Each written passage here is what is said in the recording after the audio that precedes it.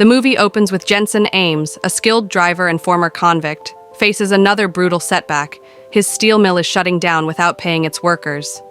Frustration boils over into protests, and when riot police respond with force, Jensen fights back, taking down several officers before fleeing. By the time he reaches home, night has fallen. He greets his wife and checks on their baby. Unaware a masked intruder lurks inside. The killer strikes, murdering Jensen's wife and framing him for the crime. As Jensen regains consciousness, police storm in, arresting him for a murder he didn't commit. 6 months later, Jensen arrives at Terminal Island Prison, a private facility that hosts a deadly, high-stakes event, the death race.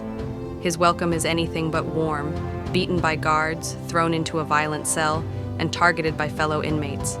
However, when guard Ulrich returns expecting a broken man, he finds Jensen standing over his unconscious cellmates. In the mess hall, fellow prisoners Coach, Gunner, and Lists recognize Jensen as a once legendary driver whose career ended in tragedy. But others, like Pachenko, mock him, spitting in his food and calling him a child abuser. The insult triggers Jensen's rage, and a brawl ensues before guards intervene. Warden Claire Hennessy, the ruthless architect of the death race, calls Jensen to her office. She lays out an offer: assume the identity of Frankenstein, the legendary masked driver, and compete. The real Frankenstein is dead, but the public doesn't know that. If Jensen wins just one race, Frankenstein's 5th victory, he earns his freedom. Jensen hesitates. The race is a bloodbath, but Hennessy makes it clear. Refusal means solitary confinement and no chance of seeing his daughter again. With no other choice, Jensen agrees. The death race begins. Jensen meets Coach and his pit crew, who introduce him to Frankenstein's car, a heavily armored Mustang V8 fastback. Weaponized but restricted, ammo is only loaded on race days to prevent escapes. Jensen also notices a secret workshop where Hennessy seems to be building something ominous. Coach explains the race's brutal structure. Stage 1, eliminate rivals. Stage 2, full weapon activation. Final stage, first across the finish line wins.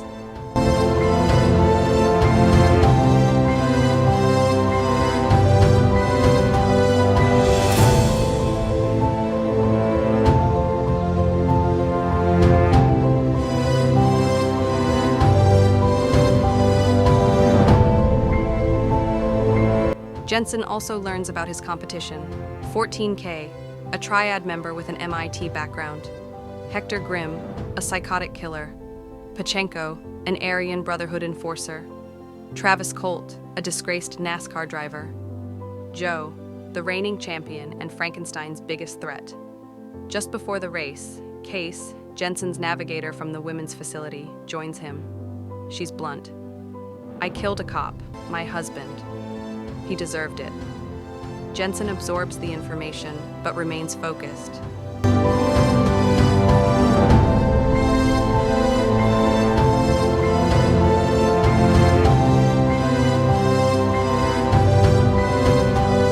As the race starts, Jensen adapts quickly. With Case's guidance, he takes an early lead by using a shortcut. However, when the weapons activate in Stage 2, the real chaos begins. Grimm slams a rival into a death trap, killing him instantly. 14K retaliates with a missile, forcing Grimm off the track, allowing Joe to finish him off.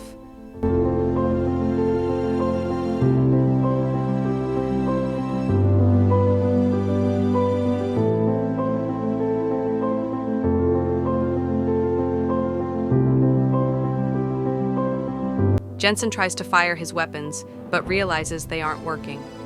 Case climbs onto the hood mid-race to fix the jam while Jensen dodges bullets. Colt, desperate for a win, targets Jensen. Thinking fast, Jensen ejects Case's seat with a napalm canister, sending it flying into Colt's car. Case tosses a lighter. "Merry Christmas, asshole!" And Colt goes up in flames. Jensen is closing in on Pachenko when he notices a familiar hand gesture, the same one his wife's killer made. The shock momentarily distracts him, allowing Joe to slam his car, pushing Jensen into last place. By the end of stage 1, 3 drivers are dead. 6 remain. Back in the garage, Jensen grows suspicious. His weapons should have worked. He confronts Hennessy, suspecting she orchestrated his wife's murder and the race rigging. She doesn't confirm, but she doesn't deny it either. Instead, she twists the knife, showing him a photo of his daughter in foster care. If he wants to see her again, he must play along. Jensen turns to Coach, questioning why he doesn't have a prisoner number. Coach reveals his sentence ended 3 years ago, but after so long inside, he chose to stay. The death race is his world now. That night, Jensen tracks Pachenko to his pit and attacks him, demanding the truth. Pachenko finally confesses. Hennessy ordered the hit, and Ulrich brought him to Jensen's house. Furious, Jensen nearly kills him, but guards intervene.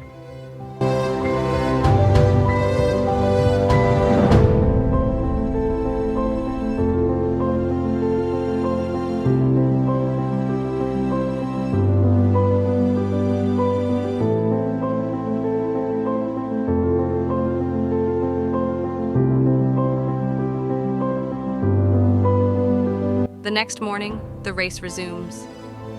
Jensen doesn't react to Pachenko's taunts this time. He has a plan. Instead of racing for victory, he veers into a tunnel and confronts Case. He knows she sabotaged Frankenstein's weapons. Under pressure, she admits Hennessy ordered her to ensure Frankenstein lost, not to kill him. But his desperation led to his fatal crash. With the truth confirmed, Jensen returns to the track, this time hunting Pachenko. He slams into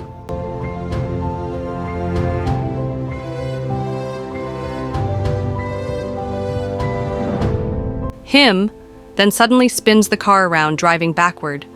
With a clear shot, he opens fire, shredding Pachenko's vehicle. As the car crashes, Jensen walks up and snaps his neck. Vengeance served.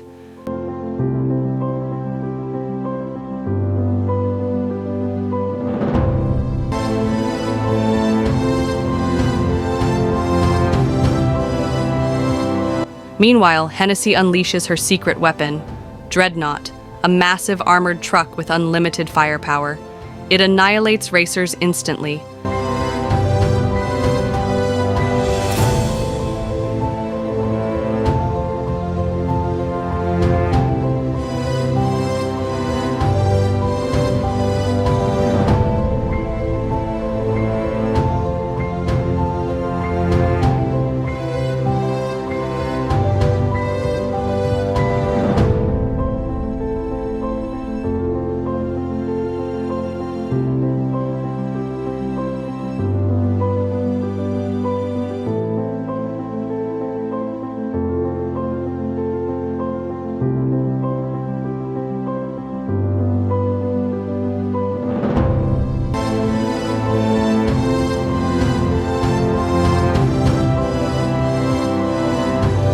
Jensen and Joe team up, triggering a trap that flips the beast, ending stage 2.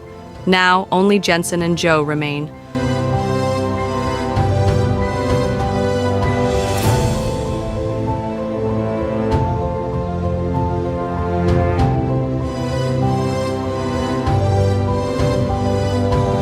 Before the last race, Ulrich plants a bomb under Jensen's car. Hennessy delivers his release papers but tempts him with an offer. Stay in the race, be Frankenstein forever. A man like you could never give your daughter a good life. Jensen pockets the release papers without a word. As the race begins, Hennessy rigs the traps against Jensen, but he and Joe have their own plan.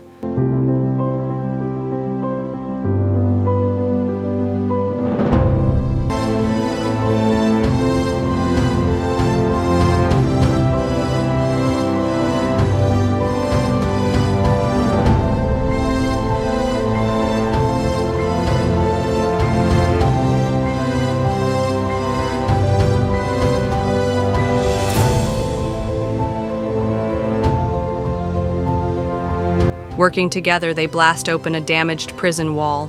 Instead of racing, they make their move, escaping Terminal Island. The final showdown. Hennessy panics, detonating the bomb, but nothing happens. Coach and his team removed it. Jensen and Joe head for the bridge with helicopters in pursuit. Jensen releases an extra fuel tank, creating a fiery explosion that blocks the police.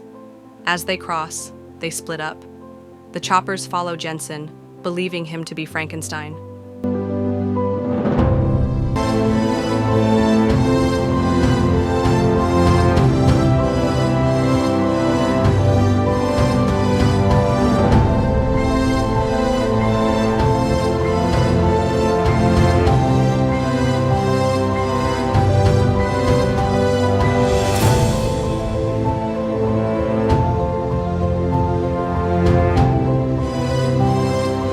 Meanwhile, Case executes the final deception.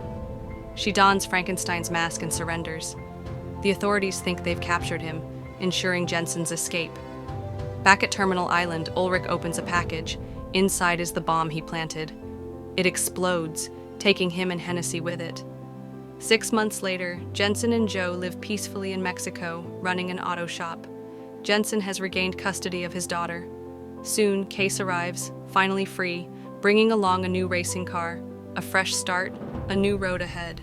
Thanks for watching, guys. Kindly subscribe to the channel for more movie recaps. See you in the next movie.